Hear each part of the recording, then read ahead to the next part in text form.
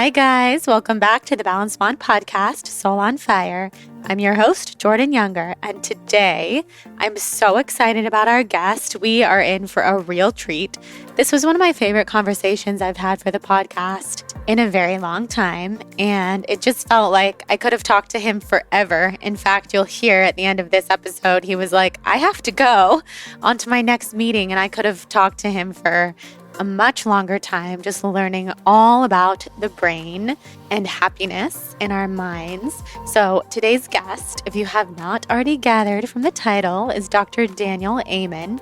He has helped millions of people change their brains and their lives, including, but not limited to, Justin Bieber, Miley Cyrus, many different celebrities, very VIP people, and he has imaged over 200,000 people's brains. He's the founder of Amen Clinics with 9 locations across the United States.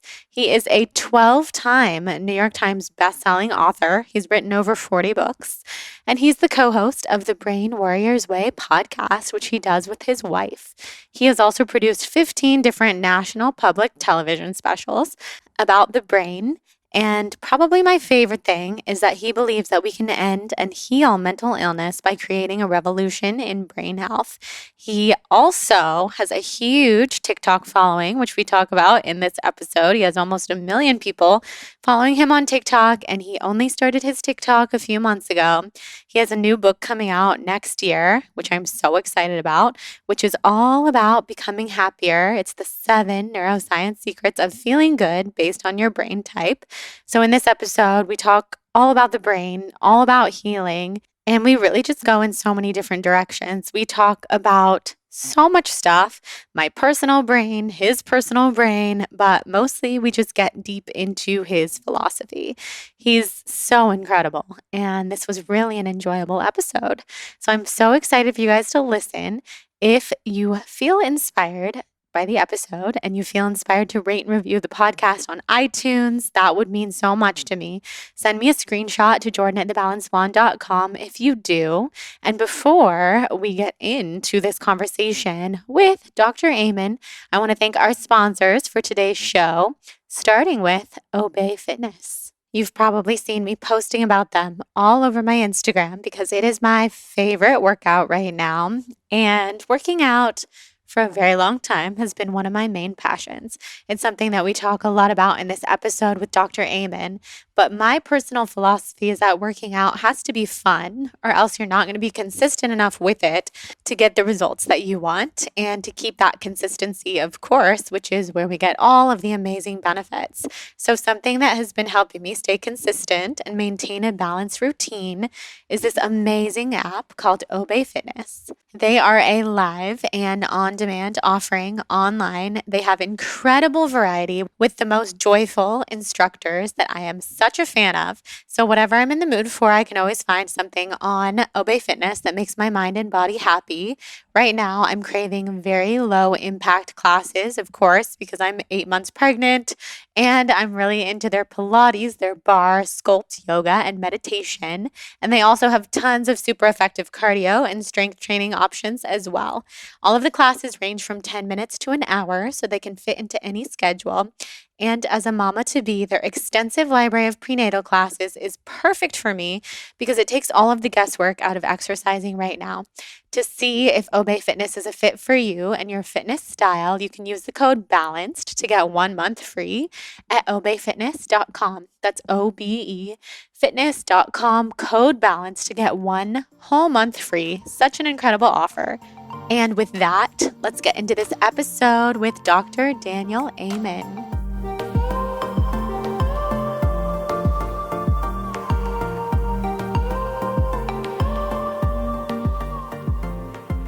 Oh, so how's it going? Good. Good. We're going to work on your brain. Amazing, because I think we have to. I think we need to. I'm 8 months pregnant and I'm feeling all of the brain fog, all of the lovely fog that comes along with pregnancy. Is this your first baby? This is. Your brain is going to get remodeled. Is it? Tell me about that. Yeah, no, that's what happens. As estrogen goes up and progesterone and oxytocin, your brain gets remodeled to be able to manage two people rather than just one person. And where sleep could have been amazing, now you're going to hear things that you never heard before. So, and you're going to smell things you never smelled before. Your senses are going to be heightened so that your brain can manage two of you. And it's going to take a lot of resources. And it's so important to have help early on so you don't get sad because the nutrients just sort of all went away. Yeah. So what kind of help do you recommend? I mean, are there supplements, obviously prenatals, but different things that I can do once this baby comes? Well, I mean, I want everybody to love their brains and do the right things. This is a time when you want to accelerate that. So if you were my wife or my daughter, I'm like, yes, a great prenatal. Brain MD, the company I own, actually makes a great prenatal.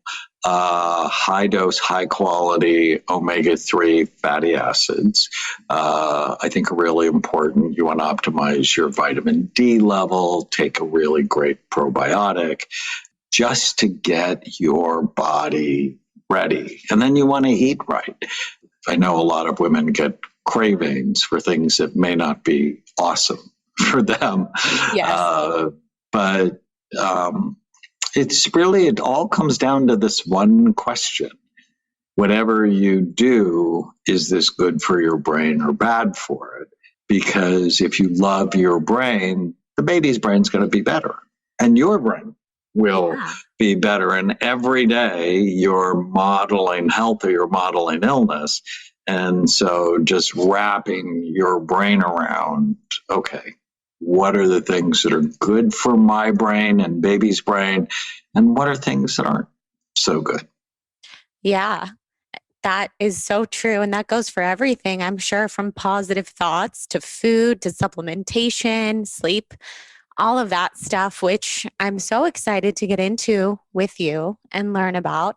But before we do, I just want you to introduce yourself to our audience. I did start recording because you were already sharing such good information.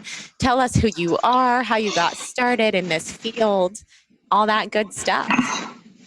So I'm Daniel Amen. I'm a physician. I'm a psychiatrist. I love looking at people's brains. We've done that for the last 30 years. I have 10 clinics around the country.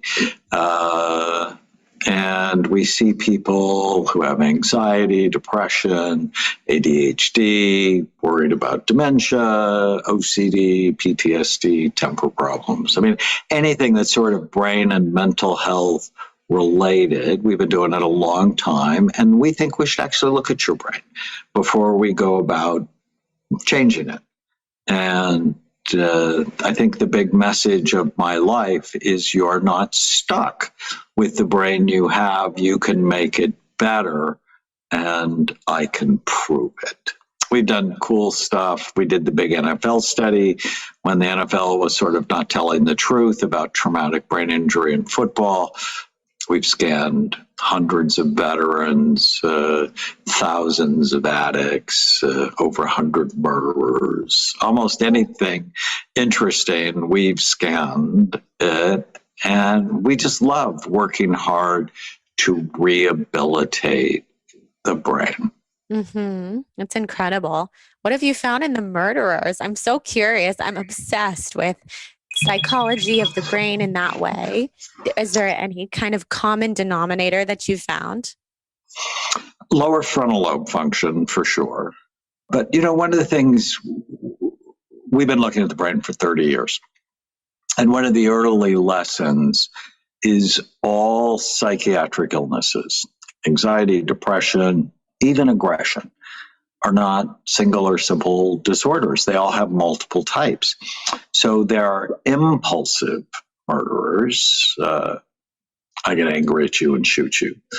They're compulsive murderers. I stalk you. And then there's irrational. I mean, both of those are irrational, but it's just like out of the blue for little or no reason. And they're different parts of the brain. I have a brain type test. If people go to brainhealthassessment.com, you can take it, know your brain type, and then we can help sort of target interventions to your brain. But that was one of the big lessons. Giving someone the diagnosis of depression is like giving them the diagnosis of chest pain. Nobody gets a diagnosis of chest pain because it doesn't tell you what's causing it or what to do for it. But yet millions of people got the diagnosis of depression. Everybody got an SSRI to start. And that's just completely irrational. It's like, oh, you assume all depression is the same, which is ridiculous. It's not the same. No, definitely not. So you're more about finding the root cause and helping people really get better versus just, okay, you have depression, here's medication that you take for the rest of your life. Right. That they go, it's a chemical imbalance. And it's like, well, maybe so, but maybe it's because you had a head injury, or maybe it's because you never learned how to manage the dark thoughts you have, or maybe it's because you're really allergic to gluten and dairy, corn or soy or red dye, and you're medicating the wrong thing. Depression tells you what it is. It doesn't tell you why it is. And if you don't know why, you can't treat it properly, right? I mean, it'd be ridiculous to give everybody with chest pain the same treatment. You would go, no, that's irrational. Quite frankly, it's a bit insane. Mm-hmm. But we do that for anxiety disorders, and so many people end up on Xanax who have no business being on Xanax, because once you start it, it's hell to stop it. Why don't we find out why you're anxious? And it could be because your gut bugs are not healthy.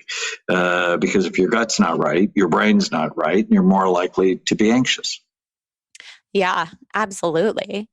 Xanax. I used to take a lot of Xanax for anxiety. I know how addicting it is, and I couldn't sleep without Xanax for a long time, and just purified my body since then. I don't drink alcohol. I think you'd be very proud. I mean, even regardless of pregnancy, I haven't had alcohol for 4 years, and I've heard you talk about alcohol and marijuana and different things and how it affects the brain. So is that something that you could talk about here? One of my favorite topics, and it always causes, this dust up, because it's just everywhere in our society. And people think marijuana is innocuous and I should have 2 or 3 drinks a day. That's good for me. And it's a complete lie. Why? Think about this. If you had $1 million racehorse, would you ever feed it junk food? Would you ever get it stoned? Or would you ever get it drunk? No. Only if you were an idiot, right? I mean, it's like you have this incredible animal that you want to perform at a very high level. You would feed it right. You would supplement it. You would do everything right for it, because that's how it lives up to its potential. Well, why aren't you doing that for you? I mean, you're worth so much more. And so why would you eat junk food, or why would you poison your brain with alcohol? People who drink alcohol have a smaller brain. And when it comes to the brain, size matters. It's like the only organ where size really does matter, and you don't want to hurt it. Alcohol is trouble for so many reasons. I mean, yes, the 50,000 people who die in alcohol-related accidents every year. Domestic violence goes up with alcohol. People make stupid comments when they're drinking. I mean, just be around people who are drinking a lot. But more than that, it drops function in your frontal lobes. And why do you want frontal lobe function? Because it's the most human, thoughtful part of your brain. It's the brain's brake. It stops you from saying every stupid thing you think. Jerry Seinfeld once said, the brain is a sneaky organ. We all have weird, crazy, stupid, sexual, violent thoughts that nobody should ever hear. I tell this to my patients all the time. Don't say everything you think. You have to filter it through, is this helpful? Will this fit the goals I have for my relationships, right? I've been with my wife almost 16 years and I adore her. And I have all these terrible thoughts sometimes. They just show up. And I'm like, oh, please don't say that. That will not help. My wife has ADD and she never met a wrapper she wanted to throw away or a cabinet door she wanted to close. And I married her knowing that. So rather than be irritated about it, I just sort of keep my mouth shut and throw the wrapper away and go, well, if the wrapper wasn't here, she wouldn't be here and I'd be sad. Yeah. So, you know, it's like manage your mind and don't say everything you think. But the problem with alcohol is people begin to say everything they think, even if they don't believe it, right? We all have thoughts that we don't even believe that are just rude, stupid thoughts. Alcohol damages your microbiome. And your microbiome is so important. For people that don't know, it's the 100 trillion bugs you have in your gut that make neurotransmitters, that detoxify your body, that digest your food, that are just so important to the overall health of your brain and body. And my wife, who's a nurse, why does she put alcohol on your skin if she's going to give you a shot? Because it disinfects the area, right? Kills the bugs. Well, when you're drinking alcohol, it kills the bugs. And you don't want that. You want healthy gut bugs, which is why a probiotic's a good thing. By eating food loaded with fiber is a good thing, and eating fermented foods is a good thing. So alcohol, empty calories, bad decision making, smaller brain, unhealthy gut bugs. I don't see the upside. No. So interesting. And I like my brain. I like clarity. And, you know, people drink often because they're anxious. And I used to be really anxious, but I meditate. I do diaphragmatic breathing. I've learned not to believe every stupid thing I think. And that really helps sort of calm down the anxiety. Yeah. Well, it's so much better than treating with some kind of substance like alcohol. What kind of meditation do you do? So 2 of them I really like. One is called loving kindness meditation. Love it. The other one is a Kundalini yoga form of meditation called Kirtan Kriya, which is a 12-minute chanting meditation. Sa, ta, na, ma, sa, ta, na, ma. 12 minutes.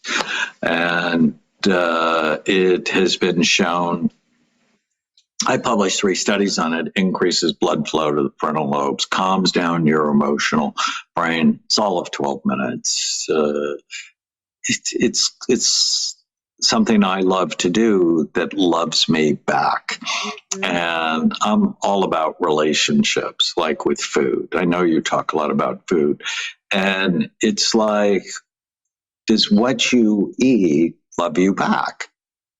And, you know, do I love it? Because I like food. But does it love me? I've been in bad relationships in the past, and I'm not doing that anymore. No. And I'm damn sure not doing it with food. Oh, definitely. So what is the best diet for our brain? It's a question that I've been so excited to ask. So healthy fat, because 60% of the solid weight of your brain is fat. So I'm not a fan of low-fat diets. Healthy oils, nuts and seeds, omega-3 fatty acids. So I'm a fan of wild salmon, for example. As many colorful fruits and vegetables you can get that won't raise your blood sugar. It's really important. 50% of the population is diabetic or pre-diabetic. Wow. That's really bad for your brain. Alzheimer's disease has actually been called diabetes type 3. So managing your blood sugar is critical. And so generally 3 times the number of vegetables to fruit. Okay. And low glycemic fruit. So berries, that kind of stuff. Berries, apples, pears, grapefruit. Excellent. Delicious. Yeah. And then, so smart carbohydrates, those are carbohydrates that don't raise your blood sugar. So low glycemic, high fiber carbohydrates. Did you know, this will blow your mind, people who have a simple carbohydrate-based diet, think bread, pasta, potatoes, rice, sugar, fruit juice. I just posted something on fruit juice and got a whole bunch of haters. I saw that post. Know the truth, and the truth will set you free. You're right. I mean, orange. Unwrap sugar from its fiber source, and it actually turns toxic in your brain. Can actually cause a fatty liver that is not good for you. There's a wonderful YouTube video. It's got like 10 million views called Sugar, the Bitter Truth by my friend Robert Lustig. Yeah, you won't drink fruit juice again. Eat the fruit, but not the juice. That's so wild.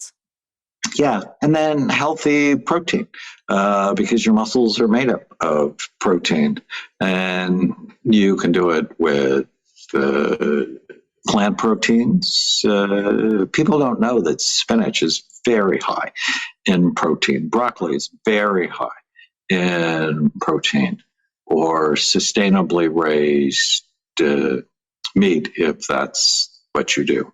Do you eat meat, or are you more plant-based?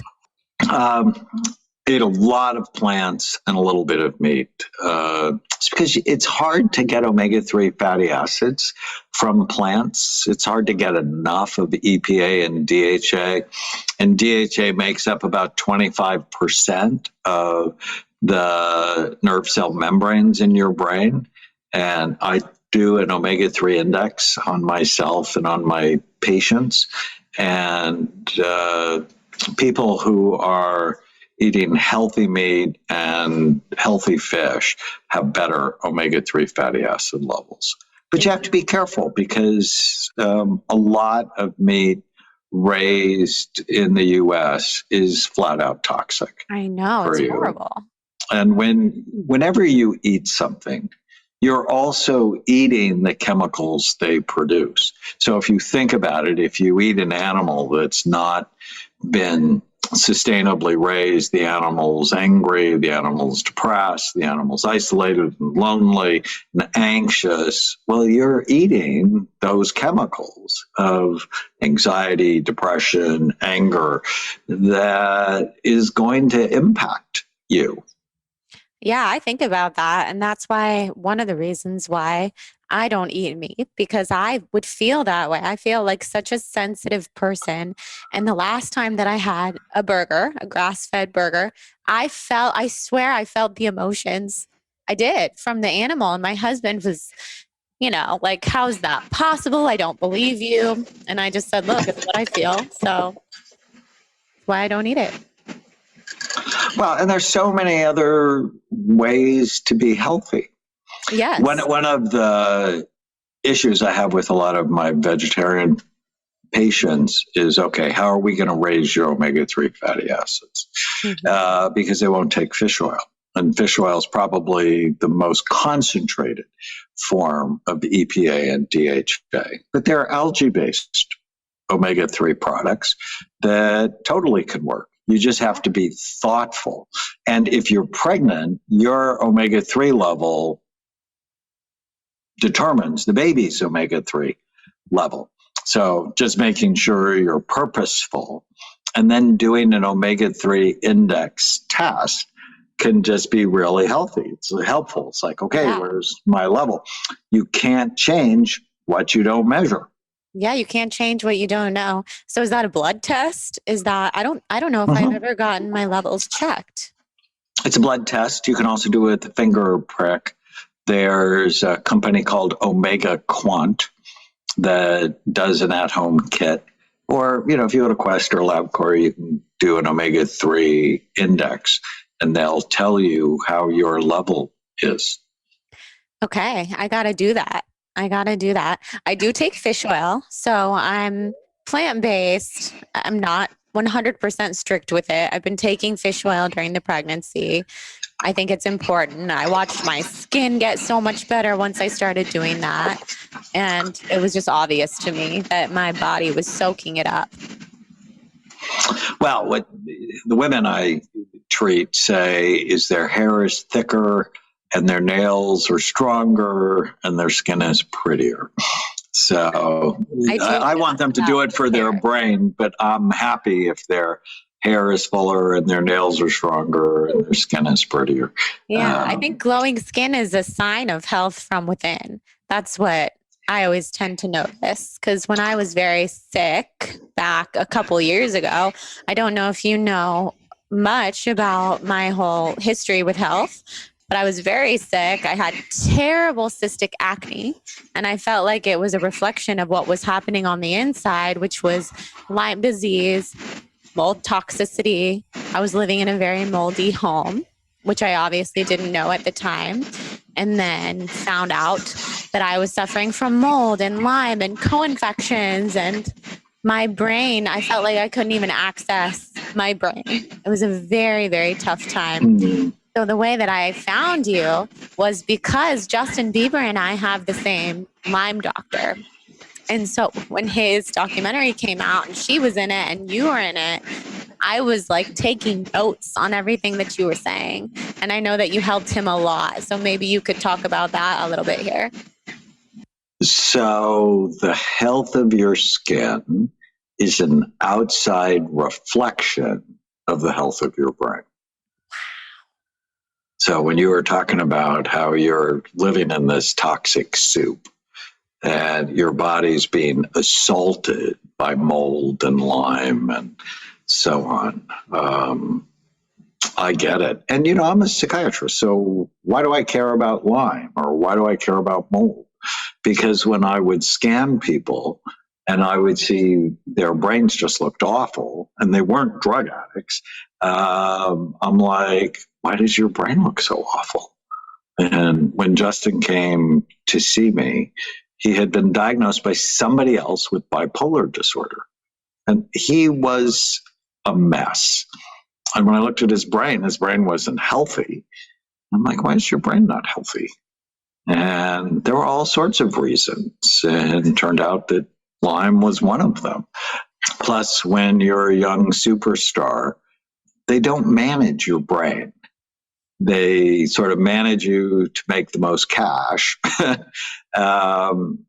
And just ruined him. So fame is bad for your brain. It wears out the pleasure centers in your brain. And so then a lot of young artists turn to drugs as a way to feel better. And it's a short-term fix, and things we always talk about. Am I doing something that helps me feel good now and later versus now but not later? And, I have my young patients make lists. What makes you feel good now? Because I want you to feel good now and later versus I feel good now, but I feel terrible later. I'm just so proud of him and some of the other young stars I've seen that have gotten out of the mindset of I can do anything I want when I want to do it. Because that's a disaster. Yeah. Oh, totally. Yes. No, I can only imagine how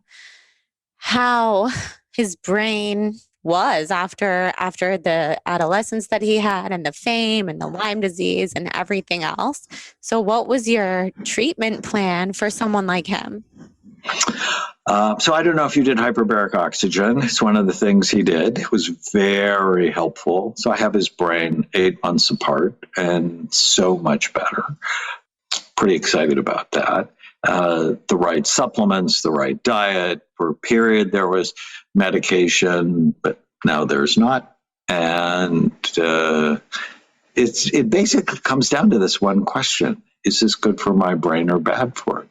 And if you have to heal the brain, hyperbaric oxygen is just a wonderful tool. So diet, exercise, supplementation, hyperbaric oxygen, medication if needed. We also did IV therapy with him, which I know he also did with his doctor in LA. Yeah, that's where I used to see him, which as such a fangirl, I was like, oh my God, I can't believe I'm getting an IV in the room next to Justin, but I know how helpful those IVs are.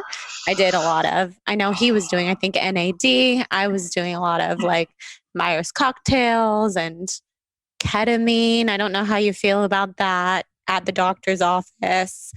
That was helpful for me. On more of an emotional level. So, what are your thoughts? I don't know if you would be a fan. If nothing else is working, because it's risky, and not everybody does well with it, I think it's worth a try if the other sort of more standard things didn't work. It's never the first thing. Whenever people go to it as the first thing, I'm like, no. We have to get skill in nourishing our brains and managing our minds. But sometimes for resetting things, it can be helpful. But I don't have a great batting average with ketamine or even psilocybin.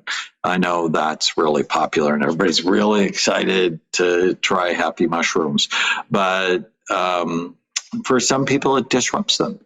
And some people get insight from them. I'm not seeing it fix anybody. Okay, let's talk about one of my favorite products right now. And we had the founder on the podcast recently, so I know a lot of you guys are a fan as well. And that is all about Beekeepers Naturals. So, as the weather changes and it's officially heading into the winter season, I'm doing everything I can to make sure I stay healthy with the cold season, flu season approaching. And that's why I use Bee Immune Propolis Spray that keeps my health in tip top shape. I also love to use their Bee Immune Propolis Spray before I podcast because it really helps my voice. And it just helps me feel amazing. It helps boost my immune system. So let's talk about what propolis is. If you didn't listen to the episode yet with Carly Stein, the founder of Beekeepers Naturals, propolis is made by bees and backed by science. It acts as the bee's medicine, and it also contains vitamin B, vitamin C, zinc, and over 300 beneficial compounds and minerals that are amazing for the human immune system.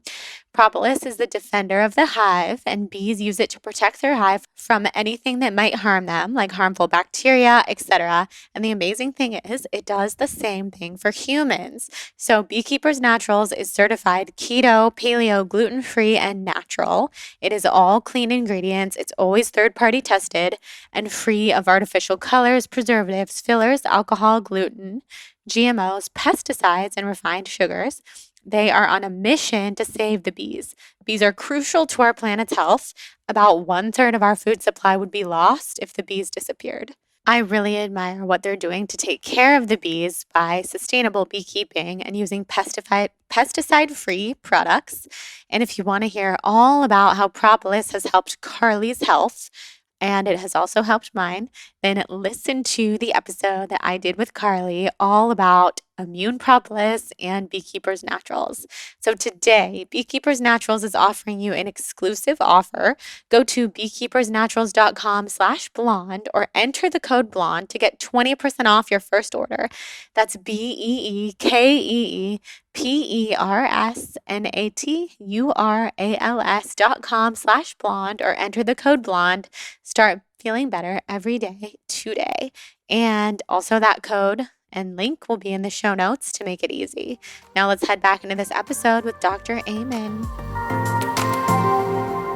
I've definitely felt that it has provided me insight, different types of psychedelics. I did a lot of stuff on my healing journey. I was desperate to try anything that could. I didn't really want to keep living, basically. I was so sick. So I did turn to a lot of things that gave me insight, expanded my mind. I definitely agree with you. They're not everything, and they're not the first thing that I'm sure that would be recommended. Yeah. So I think the first thing is let's get your diet right.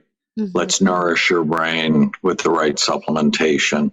Let's teach you not to believe every stupid thing you think. So important to I call it killing the ants, the automatic negative thoughts. So probably when you were really low, you had a lot of darkness and negativity running around your head. And there's nowhere in school where they teach you to question your own thoughts. Mm-hmm. I was 28 years old before I learned I didn't have to believe every stupid thing I thought. I was in my psychiatric residency, and I'm sitting in a lecture hall at Walter Reed Army Medical Center, where I did my psychiatric training. And when the professor said that, I'm like, I've never thought about my own thoughts. That I just believed all the nonsense that came through my head. Mm-hmm. And as I would write them down and then go, well, is that true? Can I absolutely know if that's true? I'm like, no, that's not true. That's a lie. So why would I believe? But if you never question your thoughts, you believe them, and then you act as if they're true, and they totally can trash your marriage, or they totally trash your self-esteem. And, thinking of Justin or Miley Cyrus, who I've seen for a long time, and or, a lot of other young superstars, they often come in, people judge me, I'm not good enough. And I'm like, my God, if you're not good enough, whoever will be. But they've never been taught to discipline their own thoughts. Mm-hmm. And mental health is like physical health in that it is a daily practice. Right? If I was 50 pounds overweight on Monday, had a salad, and expected to be trim on Friday, well, you would say that's stupid. No, if you're 50 pounds overweight, it's because you made a lot of bad decisions over a long period of time. In order to get healthy, you're going to have to start making a lot of good decisions over a long period of time. Mental health is exactly the same thing. If your mind is torturing you, you need to develop new habits, and then you need to do them every day. So, for example, I start every day with today is going to be a great day, because then my mind finds why it's going to be a great day. And I end every day with what went well today. I actually put myself to sleep by saying a prayer, and then I go, what went well today? And I start at the beginning of the day. And I'm usually asleep by noon. But I just gloss over so many great things that happen in my life. But I get to focus on it, which sets my dreams up to be more positive. And then whenever I feel sad or mad or nervous or out of control, I write down what I'm thinking. And I'm like, well, is that true? And then I flip it to the opposite. So like if I think my wife never listens to me, I'm like, I never listen to my wife. And I'm like, oh. And it just helps me manage my mind so that my mind helps me rather than my mind hurts me. And too many people have emotional autoimmune disorders. An autoimmune disorder is where your body attacks itself. Mm-hmm. And it's like your immune system sees your own tissue as friendly fire or as the enemy. And an emotional autoimmune disorder is where you attack yourself. You're not smart enough. You're not tall enough, you're not young enough, you're not pretty enough, you're not rich enough, you're not smart enough. And it's sort of why I'm not a fan of the Olympics, because in the Olympics, you have to be better than everybody else to medal. And that's a prescription for unhappiness. This prescription for happiness is I want to be my best and I want to help you be your best. That's the prescription for happiness. I love that. That's amazing. And it's so true. The more we compare ourselves to other people, it is harder to be happy when you're trying to be better than everyone else. I mean, how is that even possible, basically? Well, and we set it up with, do you make the team? Do you make the cheerleading team? Do you get into the sorority? It's like there's just this constant comparison of winning and losing when that's really not what happiness is about. Mm-hmm. Happiness is about, let's elevate everybody. And I know a lot of people go, oh, everybody gets a trophy. That's not life. And it's like, well, why isn't it life?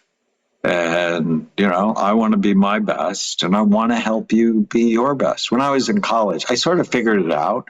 I wasn't a good high school student, but I was a great college student. So I didn't come by my intelligence just because I had to really work at it. But I was a really great student in college and I helped other people. And I realized the more I helped them, the more it helped me. So if I would run a study group for my classmates, I really got the most out of it, but not by being better than them, by being my best. And I just was happy. Being helpful was probably, my personality. It's a good personality to have, to help other people, and that makes you happier. Right. When you look at what you don't have, like I'm not Bill Gates, as far as wealth, you sort of feel sad. But then when you look at what you do have, the ability to help millions of people, well, I'm sort of okay with that. Yeah. Oh, absolutely. And it's where you look, right? It's where you bring your attention. Mm-hmm. Do you bring your attention to what's right, so you feel right? Or do you bring your attention to what's wrong and then you feel wrong? Yeah, no, definitely. It's all about what we focus on. And speaking of the ability to help millions of people, you have so many people following you on TikTok. I notice you also have a lot of people following you everywhere, but your TikTok following is huge, pretty much a million people. So do you have fun making those TikToks? Like, how did you even decide to start a TikTok? Well, it was a complete surprise for us that it's done so well. Because it's only been going like 4 months or 5 months. So Natalie, my young social media director, I've become really good at saying things very quickly. Like my first TED Talk, I just say something in 18 minutes and I didn't think I could do it. It's like I have trouble saying hi in 5 minutes.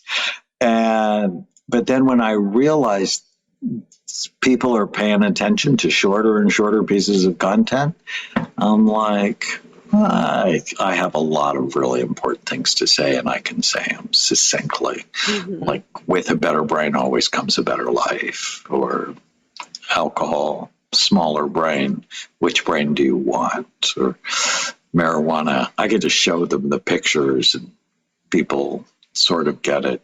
It's always fun to see which one sort of makes the group angry. And yes. Fruit juice was, it wasn't a surprise. My dad was a grower for Sunkist. Oh, wow. He had like 600 acres of oranges north of Los Angeles. And I'm like, eat the orange, not drinking the juice. Like, one glass of orange juice is basically 4 or 5 oranges. And it's like, when is it rational to eat 4 or 5 oranges and have that level of sugar? But now you're having that level of sugar without all the fiber. And so it's toxic. Mm-hmm. Yeah. No, I was looking through your TikTok and you definitely have the gift of saying things succinctly in a way that is very digestible, very inspiring to people. So I can't wait to keep watching you grow on TikTok. That's pretty amazing. Thank you. Something else I wanted to talk to you about, because I've heard you talk about past concussions and brain injuries really basically determining how well your brain functions now. And I learned when I got sick with Lyme that I have had pretty much 3 big concussions in my life, which I had never even, no one even said like, oh, you should get, you should try to heal from that or get your brain checked out after. But I do think having those 3 experiences are part of why I ended up getting so sick. What happened? So when I was a baby, I fell off of a bar stool. My parents thought I cracked my head open, but I didn't. And they rushed me to the ER, and, the hospital said everything's fine and everything was fine, quote unquote. And then the other 2 happened in college, very stupid things that I was doing, drinking alcohol, running into poles, falling off of banana boat in the ocean in Cabo and smacking heads with somebody, and my tooth fell out. So horrible. This is why I don't drink anymore. But those experiences happened, and I do think they affected me in the long term. Well, we should look at your brain. And absolutely. And your brain's been assaulted. So, you've already done a lot to heal. Maybe there's more to be done. And, after you have the baby, might be a good thing to look. And then just continue to work to optimize. Because with a better brain always comes a better life. After looking at almost 200,000 scans, if you asked me, you said, hey, Daniel, what's the single most important lesson you've learned? Mild traumatic brain injury ruins people's lives, and nobody knows because nobody looks. I mean, I feel like I live in this crazy time warp where you can go see a psychiatrist because you're sad or you're mad or you're anxious or you're having relationship problems. And they're going to make diagnoses based on symptom clusters with no biological data. And they call me crazy. That's just insane, because traumatic brain injury, I mean, how do you know if those concussions mattered or not to how you think, to how you feel, to how you act, unless somebody looks? Mm-hmm. And, maybe your brain healed and you just need to learn not to believe every stupid thing you think.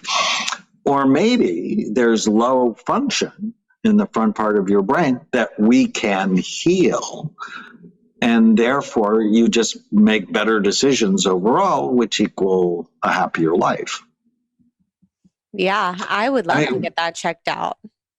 Without looking, you don't know. And most psychiatrists don't look. And that sort of, I never thought that would be the mission of my life, was to change how psychiatric medicine is practiced, but it's the mission of my life. Oh, yeah. We can do better. Yes. And it's amazing that you're doing it, because it needs to be done. And a lot of people are still not looking at the root cause, but looking at the cluster of symptoms like you're talking about, which is why for people like me, it took 10 years to find out that I had Lyme disease and mold. I don't think it should have taken 10 years. And I obviously got much, much sicker during that time. Well, and you get demoralized, because when you start going for help and you don't get better, you think, what's the matter with me? Mm-hmm. That I can't get better. But if we would have saw your brain looked infected or your brain looked toxic, right away, we're always screening people for Lyme and for mold and for other infections. By the way, COVID, not good for the brain. I know there's all the controversy about COVID, and it's like the flu, and it's like, no, I've never seen the flu do what COVID does to the brain. So what fires up? It fires up your emotional brain. So the limbic brain becomes inflamed, making people at much higher risk for anxiety, depression, anger, irritability, brain fog, memory problems. And so What can do people what you can. do? Sorry, but I'm thinking of all the people out there, like my parents who have had COVID. Is there something they can take or something they can do? Or is this like you would recommend scanning their brain? Well, I always recommend scanning because then you know what you're dealing with. Mm-hmm. But being on an anti-inflammatory diet can be really helpful. Supplements like curcumin and omega-3 fatty acids can be helpful. Hyperbaric oxygen can help. It's like be on a serious brain health program. I write about it in my book, The End of Mental Illness or Memory Rescue. There are just so many cool things to do, like going in a sauna. They've been found to actually have antidepressant effects or hyperbaric chamber. Okay, let's talk about mushroom coffee, but not just any mushroom coffee. My favorite mushroom coffee, my favorite brand, Sigmatic.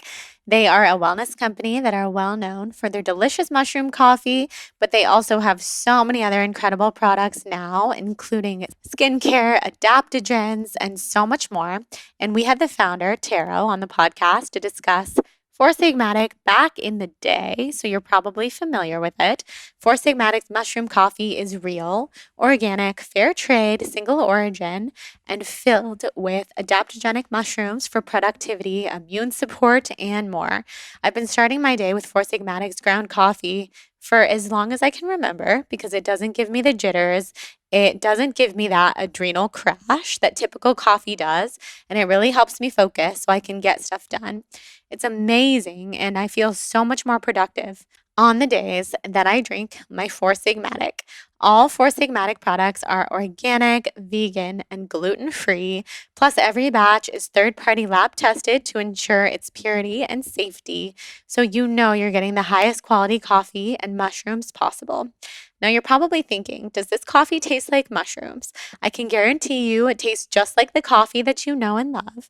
It brews dark and nutty, and it tastes incredible. It has over 20,000 five-star reviews, and best of all, they back their products with a 100% money-back guarantee. So you will love every sip or get your money back. My favorites for a long time have been the chaga as well as the lion's mane coffee, but I also love their mushroom hot cacao, which is their version of hot chocolate. It has a little bit of cayenne in it. It just tastes so amazing, and I know that you guys will love it. So we have worked out an exclusive offer with Sigmatic on their best-selling mushroom coffee, but this is just for our TBB listeners. Get up to 40% off plus free shipping on mushroom coffee bundles. To claim this deal, you must go to foursigmatic.com/blonde. This offer is only available for our TBB listeners and is not available on their regular website. So you'll save up to 40% and get free shipping. Go to foursigmatic.com/blonde and fuel your productivity and creativity with some delicious mushroom coffee. Now let's head back into this episode with Dr. Amen. We have a sauna here, and I miss it so much. Being pregnant, I haven't been able to do my infrared sauna in 8 months or so. And I look at it every day. I miss it so much. It's good to know that there's that research behind it, like you're talking about. Wow. So with your book that's coming out next year, it's all about happiness, all about how we can become happier. Tell us more about that. And I know you talk about the different brain types in that book. Well, I decided to write about happiness because Americans are the unhappiest they've been since the Great Depression. With COVID-19, the political divide, the societal unrest. I'm like, there's a science to happiness and there's a daily practice. And one of the coolest things I say in the book is happiness is a moral obligation. It's, when I grew up, Roman Catholic, nobody ever talked about happiness as a good goal. There were a lot of shoulds and shouldn'ts, but why is it a moral obligation? Because of how you impact other people. I guarantee you, if you ask someone who was raised by an unhappy mother or married to an unhappy spouse, whether or not happiness is a moral obligation, and I assure you the answer will be yes, because we're contagious. And working to be happy is not selfish, it's altruistic. And if you ask most people what makes them happy, it's not hedonism, at least not long term. It's making a difference in the lives of other people. And what I learned is happiness is different for everybody based on how their brain works. That people who have type 3, there's 16 brain types. Type 3 is our persistent type. They love ritual. They love predictability, love Christmas and all that goes with that. Where people have type 2, that's the spontaneous brain type, they don't like ritual. That they like spontaneity. They like it if they don't know what's going to happen, if it's novel, if it's new, if it's a little bit scary. They love scary movies. Where type 5, the cautious brain type, they hate scary movies. It's like you want to make them unhappy. A Quiet Place is not their favorite movie. So knowing your brain type is critical to learning about happiness. And another favorite part of the book is find micro moments of happiness. Train your brain to look for the little tiny moments of happiness. So I make my family every night brain healthy hot chocolate, which is unsweetened organic vanilla almond milk, teaspoon of raw cacao, a little bit of chocolate flavored stevia, heat it up. It's amazing, like less than 60 calories. So it's calorie smart. And that's a little micro moment. The first time I take a sip of it. And if you learn to pay attention to the little moments of happiness, you're going to be happier overall.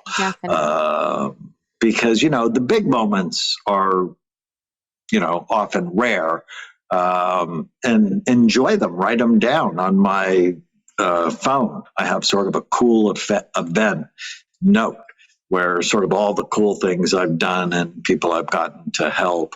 But ultimately, it's seeing the hummingbird in the morning or looking into my wife's eyes, because she has really pretty eyes, that make me happy. And it's training. Happiness is a discipline that you can train yourself to. And I think most people are like me. Happiness is not always just about me. It's about how I can help the people around me be better. Mm-hmm. Wow, that's beautiful. So what kind of brain type do you have? So I'm a 1, but I have features of some of the other ones. 1 is balanced, but I grew up as a 5. 5 is the cautious brain type. I have a lot of anxiety. When I was little, I think because my older brother beat me up a lot. And I think I got some of it from my grandfather. When he was 19, he watched his brother be killed in a train accident. Wow. And he never drove. And I think that anxiety got written into his genetic code. And we get the positive stuff that our ancestors had, but we also get the vulnerable stuff they had. Mm-hmm. So you should take the brain health assessment. I'm going to. So far from what you've described, I think I would be the spontaneous type. I'm not a ritual person. Well, I love my rituals. I'm not a routine person. I'm spontaneous in every single definition of the word, but I'll take the test and So it's so interesting. It's so cool. And I can't wait to read your new book. And you have all of your amazing books behind you right now that I'm looking at. So impressive. You've written 12. Is that correct? I have 12 New York Times bestselling books. I've written 40 books, which is sort of crazy. That is a huge accomplishment. But I've been writing since 1982. I wrote my first book. So huge accomplishment. Yeah, it's cool to think. The book I'm going to write after Happy, it's called Change Your Brain Every Day. It's going to be a daily meditation, and it's basically the 365 most important things I've ever said. Wow, that's so cool. And talk about those like small digestible tips, like you're talking about, like breaking it down like that is going to be so amazing for people to read. Yeah, I go around the house and I adopted my 2 nieces, and I'll just say something like argue with reality, and they'll go, welcome to hell. One of my favorite things I say, I actually stole it from my friend Byron Katie, but I love that so much. That's what causes people to suffer when they argue with what's reality. Like, we're in a pandemic. So wash your hands, physically distance, be smart. Or the best predictor of behavior. They'll just say it's behavior, right? How people have been is how they're going to be unless they do something big to change it. And don't date someone, and they would go, you wouldn't hire. Because you should sort of, before you date someone, do a little bit of a background check their references, before you give your heart to someone, know if they're going to be good for you or bad for you. Yes. Oh, this is all so helpful. I can't wait for the book. That's so amazing. My goal is to write that many books in a lifetime. And first, I need to get past, I have a lot of, as we were talking about, from the mold and everything, a lot of brain fog, ADD. So I'm a writer, but I have a lot of ADD. And so I'm very, very impressed by the amount of books that you've written and just how incredible that is. Yeah, but you're young. I think, what was I, 37 when I wrote my first book, or 33 when I wrote my first book. And it's just a matter of being consistent. One of my secrets is I have a little huddle with myself every day, and first thing in the morning. So I know overall what my goals are. It's going to be one of the most important pieces of my work. It's write down what you want: relationships, work, money, physical, emotional, spiritual health. What do you want? Write it down. And then every day have a little huddle. 5 minutes. What did I do yesterday? What am I going to do today? Where am I stuck? And if you just do a little bit, well, over time, that becomes a lot if you do it every day. So it's just developing a little bit of discipline to know what you want. And then every day, you just ask yourself, does it fit?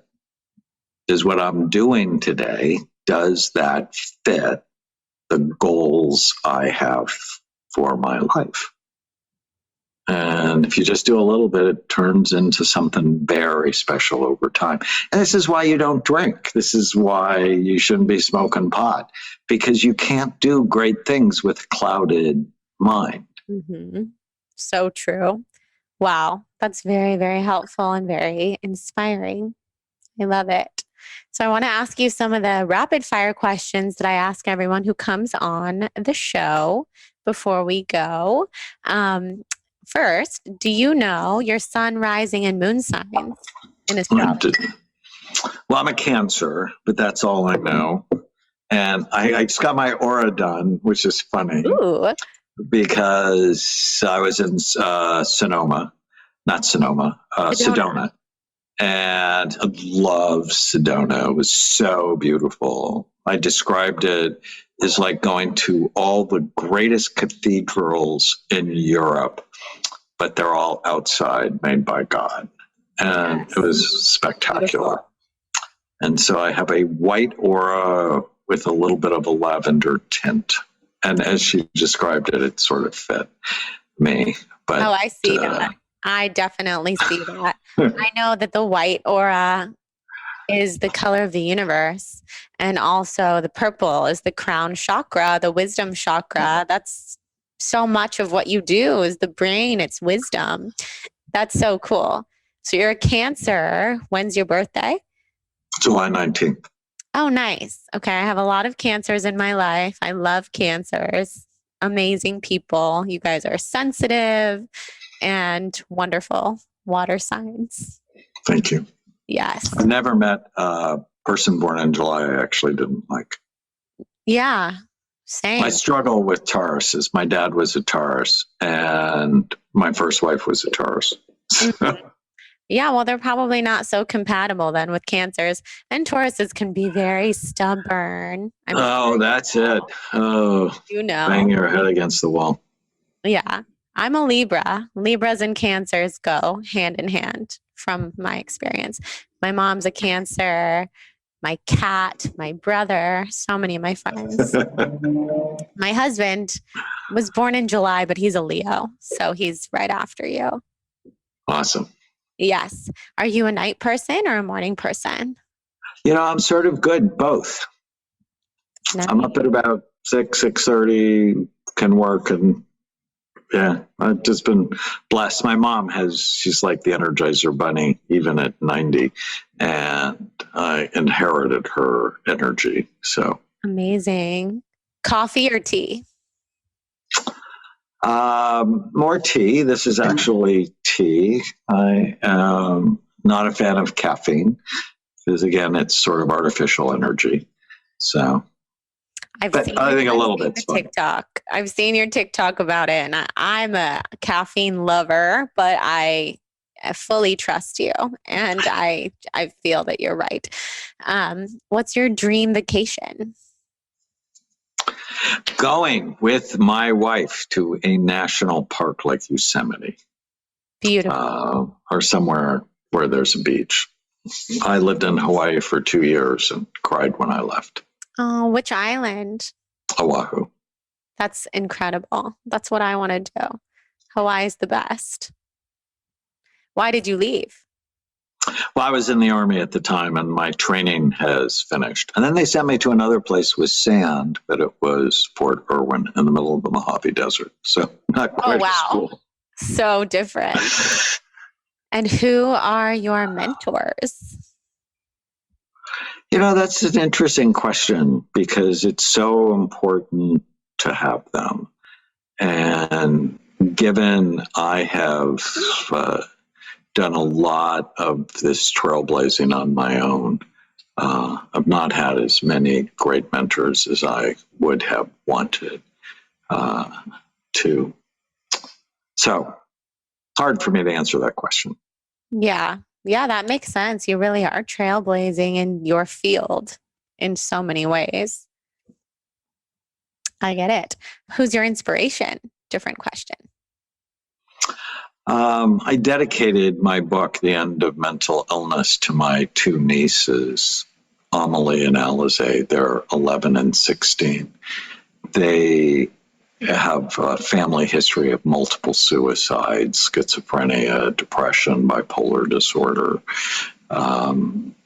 But genes only load the gun. It's what happens to you that pulls the trigger. And unfortunately for them, they were raised in chaos with parents who suffered with depression, drug abuse, domestic violence.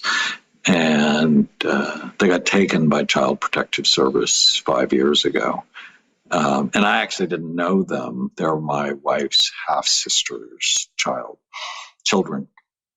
And my wife was like, we cannot get involved. I grew up around drug addicts and I can't do it. But I'm a child psychiatrist with a white purple chakra. And I'm like, no, we cannot leave them in foster care. This is not okay when we have the resources to help. And so we ended up adopting them. And my goal in life is to end mental illness in them and in their babies and grandbabies. And they're doing great. But they inspire me to do better. And then you met Natalie, my social media director. I think she's 26, broke her neck 10 years ago, was in a wheelchair. And she's just the most happy, loving, consistent, reliable person on the planet. She inspires me every day. Wow, I love that. That's incredible. She's really awesome. And Natalie are so lucky to have you. I mean, you couldn't be the more perfect person in your niece's life to help them thrive. So I think that's meant to be. Awesome. I'm going to have to run because I have a patient. But okay. What a joy. Perfect. That was the last question. Thank you so much. This was wonderful. I'm definitely going to come in, get my brain scanned after I have the baby, and I'll talk to you soon. Talk to you soon. Okay. Bye. Bye. All right, guys. Thank you so much for listening to this episode with Dr. Amen. I'm sure your brain is feeling stimulated and on fire in the best way after learning so much from Dr. Amen. I know I didn't want this conversation to end. I learned so much from him, and he's also just so full of positivity. And the fact that he has accomplished so much in his life and his career, and he's such a trailblazer, is truly inspiring. And that's what this Soul on Fire podcast and living a soul on fire life is all about. So definitely check him out. As you know, you can follow him on TikTok. You can also find him on Instagram, where he shares incredible digestible information, positivity, optimism, brain hacks, etc. He's one of my favorite people to follow by far, and it was such an honor to have him on. Keep your eye out for his book coming out next year called You Happier, and just support him. He's a very, very kind soul, and I'm so excited to get my brain scanned when I'm no longer pregnant. I'm so curious, especially after what I talked about with Dr. Amen about the concussions that I've had, Lyme disease, mold poisoning, etc. All the things. It's been a lot. And knowledge is power. So if you're struggling with anything, brain issues, something that feels like a mental health issue, chronic autoimmune disorders, definitely listen to his advice and get your brain checked out. And also, thank you to our incredible sponsors for today's episode. We've got Obey Fitness, Beekeepers Naturals, and Sigmatic, 3 of my favorite products and brands out there. You can check out those discount codes in the show notes. Get a free month to Obey Fitness with the code BALANCED. Like, that is so incredible. You've got to do it. And thank you guys so much for being here and for listening. I cannot wait to keep the conversations going for the next few weeks before I head off on my maternity leave. I adore you guys, and I hope you have the most soul on fire day possible. Again, if you feel inspired to rate and review the podcast on iTunes, send me a screenshot to jordan@thebalancedmom.com so I can thank you personally and send you my free yoga ebook. With that, have an amazing day. We'll talk soon. Mwah.